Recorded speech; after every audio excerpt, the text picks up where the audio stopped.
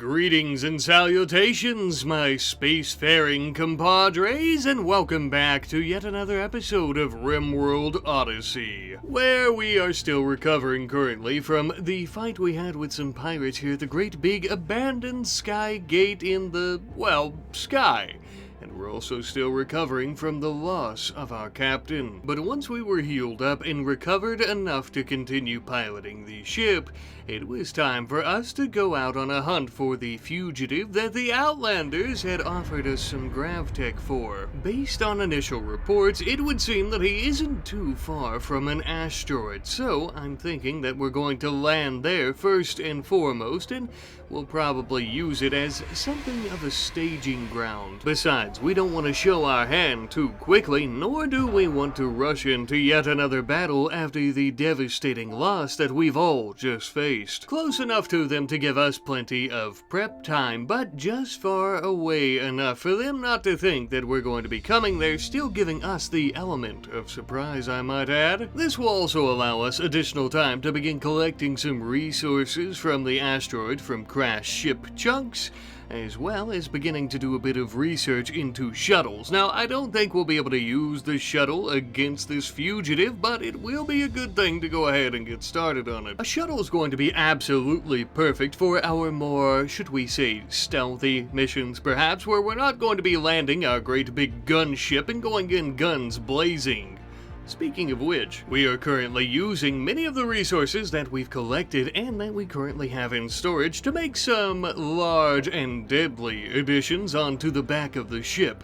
As you can see, we're going to be adding onto the left and right side, just on the outside of the crew cabins, shifting our two mini turrets on each side out just a little bit further, giving them a better range around the ship, and also adding in an autocannon on each side as well. But obviously, other than our new weapon systems, we are also adding in two very large rooms. As you can see on the right here, we are going to have a recreational area for all of our spacefaring crew to enjoy, and this will also give us a lot more room for storage and anything else realistically that we want to put in its place, where we used to have the chess table and yada yada yada. And these new types of recreation will hopefully keep people from going insane or getting cabin fever if they're in the ship for too long. In the brand new western wing of the ship, we also have something of a makeshift brig. Now, this can also double as a barracks, of course, if we don't have any prisoners, and we also have an overflowing population of crew, so basically the prisoners that we recruit while out on our missions, they can stay here even after they decide to join us. It's not exactly as nice as their own little designated crew cabin, but it's better than nothing. And we'll even get to see it utilized right away for Bentley and Grump, the two pirates who actually were part of the killing of our captain, but as we said last episode, you know, she always believed in second chances, so we've allowed them to join us after being rehabilitated. Besides, they would help us out quite a bit, I feel, with taking down this fugitive and this fugitive's damn dirty crew. We'll be using quite a few mining charges, and once we had those stashed aboard the ship, I believe, Edgar Allan Crow, we are ready.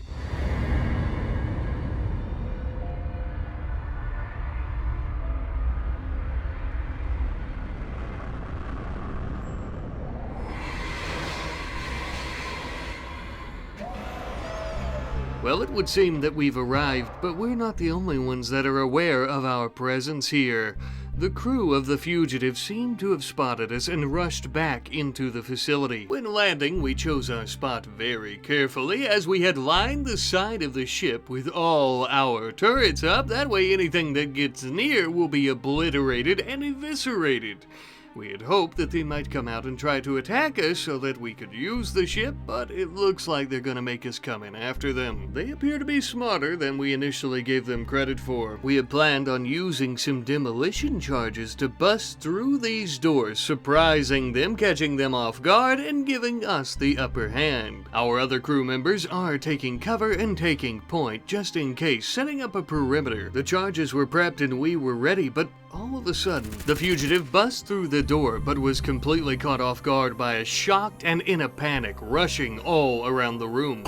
Perhaps he wasn't so smart after all. With the fugitive dead, though, it was time for us to move on to the rest of his crew, who were no doubt not all that tickled that we had just killed their boss, detonating our charges and catching them by surprise as well, squirming and squealing and writhing around like little hogs. We began chasing down the one remaining crew member through the facility. Going by the name of Fitz, we lit him on fire. As he was running around in pain, on fire from the oxygen inside of the facility, we smacked him to the ground with the butt of our rifle, of course, but that type of dedication and persistence for survival, we could really use that in our crew, we thought to ourselves, so we started tending to his wounds. Besides, it's not like Fitz has one anymore. We started exploring the station after taking out what remained of the crew members, and we started encountering some turrets, blast doors, nothing out of the usual, I suppose you could say. We found a few useful items like advanced components and things of that sort. And even though this station is no doubt chock full of even more useful items and resources, such as the ones that we've currently been finding, we decided to not continue adventuring throughout it, trying to discover more, given the recent loss of our captain and the fact that we're already injured from having to fight some of its defensive systems like its turrets and also the fugitives, of course. When you play too risky, sometimes you end up losing it all, and that is not what we're here for. Besides, the Outlanders had already paid us in the grav core that they owed us for killing the fugitives, so we have all we really came here for, truly. And I'm quite glad we received it, as we would immediately begin using it for an orbital scanner that will allow us to detect orbital objects, possibly even the mech hive that we're searching for, as well as other things that may aid us in our mission, such as some plasteel asteroids and things of that sort. With our scanner constructed, though, the crew would quickly enjoy a very peaceful dinner before going back out into the abandoned station to do some deconstructing. Obviously, we're going to be taking all the useful resources we can without getting into any unknown areas that might get us injured. Again, we have very little interest in actually exploring the rest of the station. We're just going to be taking what we can from the areas we know are safe. We ended up finishing our research into shuttle technology shortly thereafter. The only issue is, as you can see in the description here, we can't actually build an engine for a shuttle ourselves. However, it does appear that we'll be able to salvage one, or perhaps even be able to purchase one from an orbital trader. So it looks like our stealthy missions are going to be on hold, at least for the time being. Our next research project was going to be advanced gravtech, and the reason for this is because with advanced gravtech we can actually build a signal jammer, which is absolutely crucial for approaching the mech hive station in orbit without being torn to shreds from its defensive systems. The only problem is we also need to do fabrication research before we can do that, so that's where we're starting for now. As we're getting into this extensive research, we would also end up detecting the signature of yet another grav core at an abandoned orbital platform, so it looks like that's going to be our next destination. First and foremost, though, Fitz here has a pretty bad infection in his right arm, and we desperately would prefer our newest crewmate, or possible crewmate, to have both of his arms, and luckily it looks like he's going to get immunity just in time. Before we fly off to get our next grav core, though, our weapon systems that we've added onto the ship can be extremely taxing on the power, so we've actually decided to add 2 solar panels onto the front of the ship to help us ease in the load and lighten the burden just a little bit. I would have built more chem fuel generators, but by this point it's getting very hard to keep up with the demand refining fuel for the tanks as well as the generators, which, as you can see here, is kind of causing us to not be able to fly all the way to this orbital platform where our next grav core lies. Due to this, we're actually going to be traveling back to the planet's surface to an ancient garrison, some type of military installation, I believe, that is actually below the orbital platform, allowing us to fly from there to the platform after a bit of time. It was a bit tricky trying to find a place to land our ship in this rough and rugged jungle terrain. The large, dull military installation was very intimidating and foreboding. The land was littered with ancient military technology and weaponry like old artillery, long since rusted and eroded away, no use to us now. On the contrary, though, the actual installation and whatever it contains within might be very useful to us. Immediately as we were exploring, we were finding several crates of packaged survival meals. As expected, there were still many ancient defenses that were working properly, so we had to bust through a few fortified walls. It took quite a while, but we did manage it, and we even ended up finding a few stashes of mortar shells. Might come in handy if we need to detonate them. Even more useful though, we found a very large armory with quite a few weapons still intact, a few assault rifles and pistols and things of that sort. If we don't end up using these, we could always sell them for profit. We would also discover a room with about 3 or so cryo-sleep caskets, but of course we're going to save that for the end, as we don't want to have to deal with the devil we don't know while dealing with the devil we do know, which just so happens to be Sentry and Hunter drones, no less. Yes, I suppose it should come as no surprise that an ancient military installation of all places would have some pretty good defenses, as well as some of the best treasures. Of course, we would find an ancient safe, and within it we found some death rest serum. Now, we have no plans of using this serum for ourselves, but again, we can make a good bit of money off of it, which of course is always useful. Now, with that taken care of, we decided to crack open the cryo-sleep caskets, and as one might imagine, some very unhappy campers popped out, and we would have to deal with them. It wasn't all bad though, because all 3 of them were incapacitated, meaning we could take their wonderful armor without risking it becoming tainted. This armor was actually much better than vac suits, as I'm sure you could guess, being much more protective and much more versatile. No doubt it'll come in handy in many of our little scuffles, but especially against the mech hive once we found it. We then did the usual song and dance of hauling in any weapons, items, and or materials that we would find useful, of course trying to avoid the defenses as much as possible. We could take them out, but I don't know, I'm lazy. After a while though, we would be able to welcome Fitz with open arms onto the team. He would have been really useful helping us clear this place out, but better late than never, old pal. Not to worry though, as he was just in time to help us add on to the ship once more. We're actually going to be adding on some more mini turrets to the front of the ship, kind of going in the direction of a gunship, but that's really not the important part here now, is it? We're actually going to be adding in some new solar panels for additional power generation, and most importantly, a shuttle bay, as you can see. I mean, yeah, okay, we don't actually have a shuttle at this time though, and it's going to be a lot cooler when we do, but basically this is an area that is going to be exposed to the vacuum with no roof, so the shuttle can dock and undock and go out on missions from the main gunship, carrying any of our armed crew that it so chooses. After a couple more days, we managed to recruit Puppy, who was part of the folks in the ancient cryo-sleep caskets who thought they were going to kill us. Yeah, you remember them, they're all dead, except for Puppy, who's our friend now. After recruiting him though, we then got some interesting news. Coleman apparently started flirting with Mitsuya and is now having an affair with her, just as he did with the captain. It seems that he's never going to beat these slut allegations, huh? Listen, I'm no one to shame, but by this point, my god, he's basically become the ship doorknob. Whatever. Anyways, I noticed that we had accidentally trapped a beautiful bird on the inside of our shuttle bay, a macaw, I believe it is, and Captain Woody attempted to tame it, and now we have a macaw. Pretty sweet. Not only the perfect, gorgeous companion for our spacefaring crew to enjoy the sight of as well as the company of, but also for Edgar Allan Crow as well. However, this macaw is going to need a name, and I would like for you fine folks to help me out with it if you wouldn't mind. Thank you in advance. Now, in the meantime, we're going to be doing some trading with a combat trader in orbit around the planet, selling off many of the weapons that we got from the military installation installation, and absolutely perfect timing, I might add. In exchange for these weapons, we would also end up getting a cataphract helmet as well as a shield belt for the captain himself. Since he is our melee expert, of course,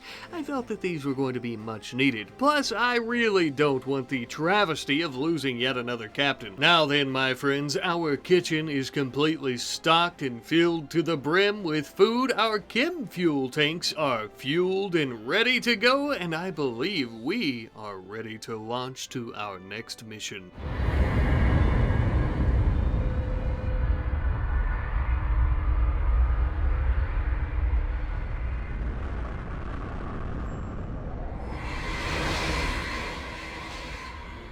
We ended up arriving at the orbital platform, and upon initial viewings, I really couldn't tell if this was a station or what it was actually for. And it seems that most people have forgotten the purpose of it as well. Although, perhaps it was some type of transport hub or tourist destination, as I did end up spotting a crashed and somewhat salvageable shuttle. And with Coleman's expertise, I think we might be able to salvage the engine. Even though he's a bit promiscuous, he is still quite a good constructor. Ah, yes indeed, just what the doctor ordered. With this new engine from the salvage shuttle, we would be able to build our very own. Finally! Now we can finally go on those stealth missions, or if our ship is attacked and completely overrun by mechanoids, we could actually make an escape. That'll never happen, though.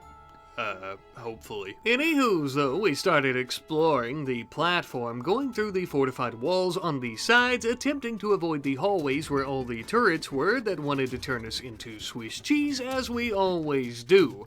You know we're not ones to follow the rules. So we took the L, going about things very slowly in the name of safety. Eventually though, after a bit more exploration, we ended up finding the ancient Gravtech engine that has the core we're looking for. We let our captain take the lead here, seeing how he has the best armor and even a shield that we had given him. And I must say that his shield came in mighty handy here, as he basically took no damage from all the bullets and everything that he was hit with. Once we cleaned out all the automatic defenses, it was time for us to take what we came here for.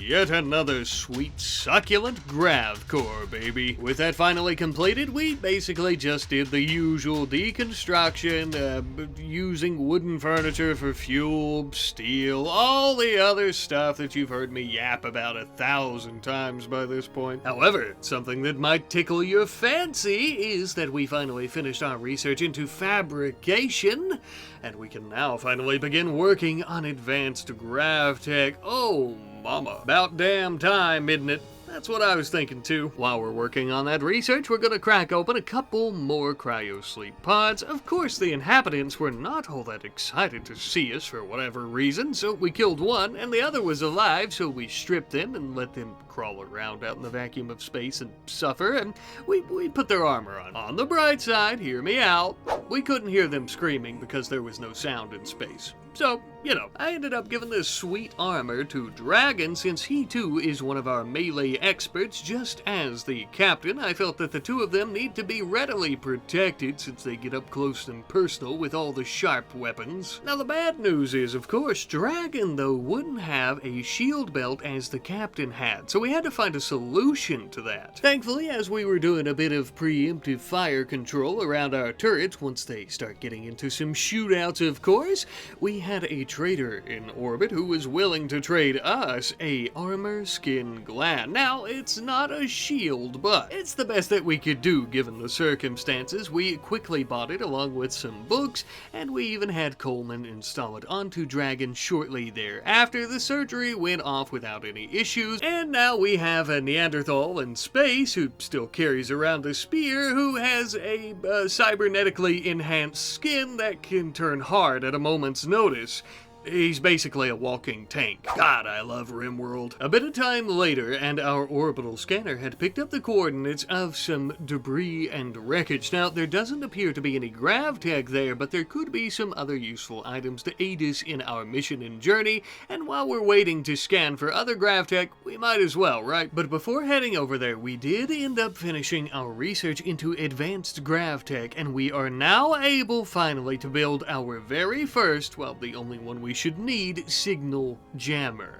Not only allowing us to enter the area of the mech hive once found, but many other installations and satellites in orbit that have defenses. This is a giant leap forward for us. Some other incredible tech we would end up building is a GravTech power cell. This passively generates power from the GravTech engine itself. It literally requires nothing at all from us, and it even generates more power than a chem fuel generator. Now, the downside is you have to have a grav core, and that was our last one, but getting a few of these is really a game changer once we do so. Now, with all of our new tech in hand, though, we would begin heading towards the wreckage. Upon our initial landing, this place was absolutely massive. It's hard to say exactly what this wreckage is from, maybe some type of giant starship, or perhaps even a failed city in the skies.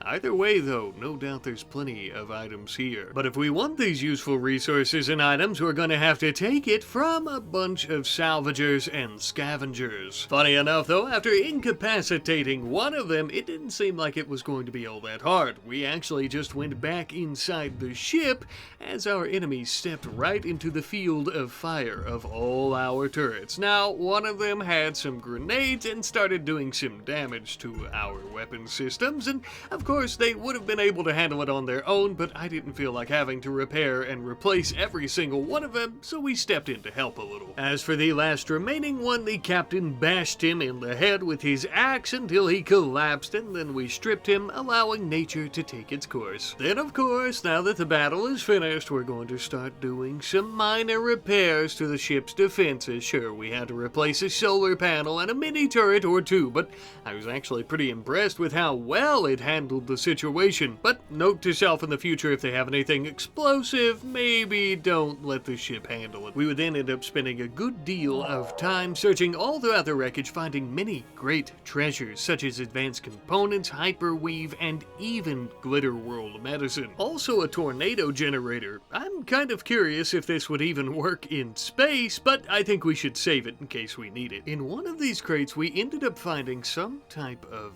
map. Apparently it has a label and a diagram for Northern Hyora something and contains some kind of survey of an area. I'm not very intelligent, so I'm just going to let the crew read it. A couple days of deciphering this map later, and we finally figured out the location that it was pointing to. Looks like whoever owned this map had lost a friend to an infamous company of mercenaries on the planet's surface. Apparently these mercenaries have a nice military facility as a base and also have a unique weapon or two. Maybe we could head down there and take care of this little mercenary problem ourselves.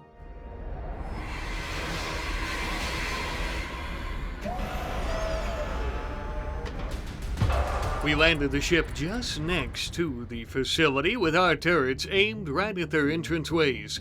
This was a well-fortified military base. As soon as we stepped off the ship, the mercenaries caught us by surprise, rushing out of their facility and firing their weapons at us. Thanks to the weapons of the GunShip, though, most of them would be distracted as we could gang up, picking them off one by one. Though it must be said that this was still no easy task. With superior armor and a dash of ruthlessness, these mercenaries were dangerous. Although not all of these ruthless bastards had superior armor, so we would target those weaker ones first and foremost, hopefully killing the morale of the others. As we were fighting the larger group of mercenaries to the south, another one of them would attempt to flank us from the north along with one of their filthy turrets. Thanks to the power of teamwork and a handful of lead projectiles, we would easily put him down as well as this stupid turret. and the battle was finally over. But along with our monumentous, legendary victory against this mercenary group, we also ended up getting a legendary bolt-action rifle as well. Known as the Cursed Phantom, it apparently has a quick reload trait. Nothing too spectacular, but it would be pretty good for a sniper, I suppose. Speaking of which, since Coleman here has a pretty damn good shooting skill, not the best, but he's only one of our colonists who doesn't have any injuries to either of his arms, making him our best shot by this point, we ended up letting him have it. Yes, he might be a down, dirty, no good, filthy cheater, but he has been significantly increasing his shooting skill for quite some time, so I guess it's worth it. Once again, we started exploring the facility, finding plenty of components and steel caches, a few advanced components, yada yada yada yada, all that same shit. I'm not gonna bore you with it, except I'm probably boring you right now by talking about it. How about something interesting instead? Like the fact that we've been researching rocket swarm launchers for actually quite some time. The clip that you're looking at right now is from many a day ago in-game because, well, I actually forgot to mention that we were working on it. We've been working on it for quite some time now, and we're almost finished with it. The clip that you're looking at is from many clips behind. But as we're finishing that up, we would end up getting the signature detected of yet another grav core. Surely by this point we must be getting close to the mech hive, right? I thought so too. So, before we go out on this mission, which we'll probably save for next episode, I think we need to come up with a plan of attack. The plan in question, I am going to soup up this ship to be an absolute behemoth powerhouse that will be able to destroy any mechanoid that even gets close enough to sniff us a few miles out. Some other metaphor that works better than what I just said. Basically, we're going to turn it to a great big beautiful gunship, which we've kind of already started doing. The best way I found to do this right off the bat was replacing many of our mini turrets with autocannons. However, we would also end up finishing up that rocket swarm launcher research, which means we can now build a couple of those bad boys as well. Again, replacing a couple of our mini turrets with him, but I think it's more than a fair trade-off, as these are going to be absolutely crucial once we get to the mech hive, as well as really anywhere else that we want to bomb. Now, in case you're unfamiliar with the rocket swarm launchers, they are wonderful. They're amazing, they have a lot of power, they're very destructive, but there is one little problem. You'll notice I have a door on each side, not only so we can access our weapon systems better to repair them easier, but also so we can launch our rockets, as they have to be done manually. Even so, though, these are a brand new, very powerful weapon in our arsenal, and again, I think they are going to be very useful against any upcoming threats that we will be facing. And with that, my friends, our Gravship is truly now a proper gunship. There's plenty of room for us to add on many more weapons, but I think we've officially at least achieved the title this episode. And with that, my friends, we are ready to face anything that comes our way. Until next time.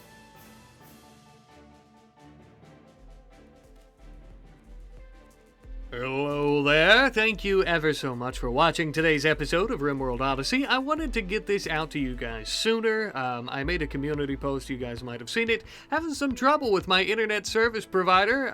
They really suck ass right now. I am doing my absolute best to keep these on schedule until I can get internet back at my place. Going to a relative's to try to upload their internet. Not exactly as good, but I'm gonna do my damnedest to make sure you patrons and all you other fine folks who support me and watch these videos are up to date. You're getting these early if you're a patron, the Rat Specialist tier on Patreon, and if you're not, you're also getting these on schedule. So I just want to let you guys know that in case you see any changes in the schedule, but again, I'm doing my best to keep up with that, of course. I love you guys ever so much. I do want some feedback, if you guys might like to put this in the comment section, though. Other than the update about my shitty ISP, I was curious, what series would you guys like to see after this? Would you like to see some more RimWorld Odyssey, maybe with some more mods thrown in, not as vanilla as this one? Or would you like to see a vanilla one, you know, like this one, but in a different biome, a different setting, stuff like that, perhaps the volcanic biome that has been added? Or would you like to just see another modded series? Let me know what you think about that in the comment section down below, if you so wouldn't mind. I love you guys ever so much, and I will see you next time. Goodbye.